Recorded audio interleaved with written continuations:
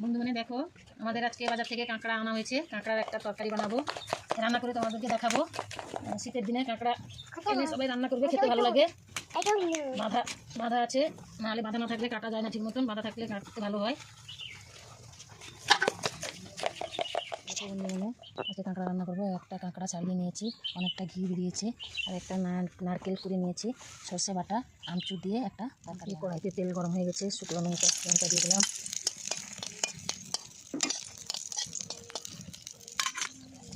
কালো সরষা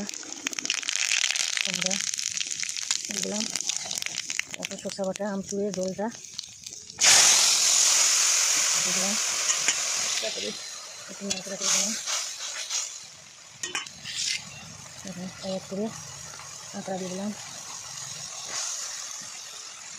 ঘি দিয়ে দিলাম, তারপর নারকেলের দুধ দিয়ে দিলাম, স্বাদ মতন লবণ দিয়ে দিলাম,